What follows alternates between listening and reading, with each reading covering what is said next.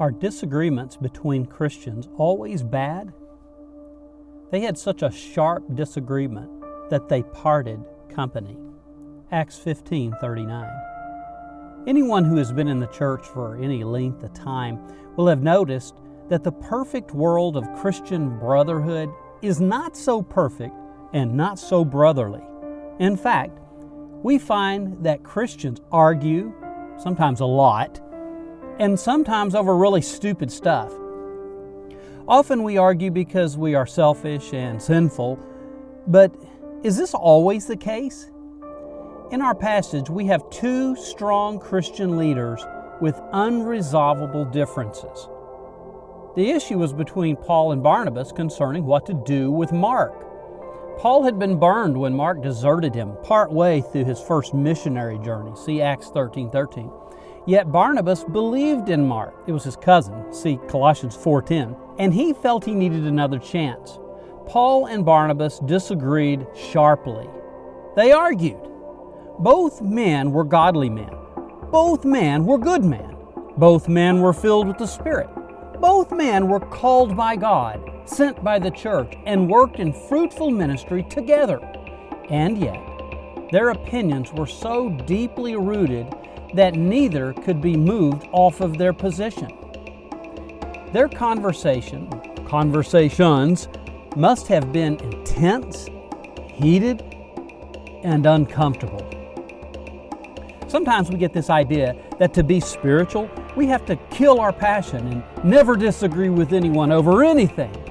A kind of unity at all cost mentality.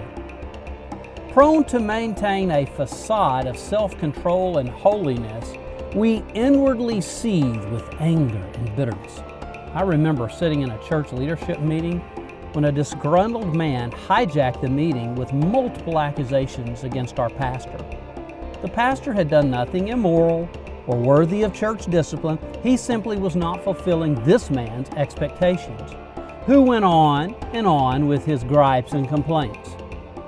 This would have been a good time for one of the other men, myself included, to rise up in the Spirit of the living God and put a stop to such ridicule. See Micah 3:8. Instead, the accusations were met with silence. Dead silence. Cowardly silence. I left burning with anger, and after a couple days I did respond, but I responded inappropriately. I should have, responded in the meeting by confronting the accuser face to face, anger intact. There is this scriptural idea of being angry and not sinning. See Ephesians 4:26. We seem to think anger is sin in all cases, so we pretend we're not angry when we really are. This is a spiritual facade, a lie, and I would argue worse than the anger itself because it immobilizes what would be a holy confrontation against an unjust act. The two pillars of the faith, Paul and Barnabas, were not able to resolve their differences. Therefore, they parted company, forming two missions instead of one, and having 4 missionaries instead of 2. See verse 39 and 40. It would have been difficult if Barnabas had given in and in resentment continued to minister with Paul, or if Paul had caved and then micromanaged Mark in the mission work. Paul actually came to admire Mark, see 2 Timothy 4:11, which I think shows that Barnabas was right to continue mentoring him, but also think Paul was right in that Mark may not have been ready for the immediate mission he was about to undertake. While in no way approving of constant quarreling and outbursts of anger, see 2 Corinthians 12:20, disagreements between Christians are not always bad.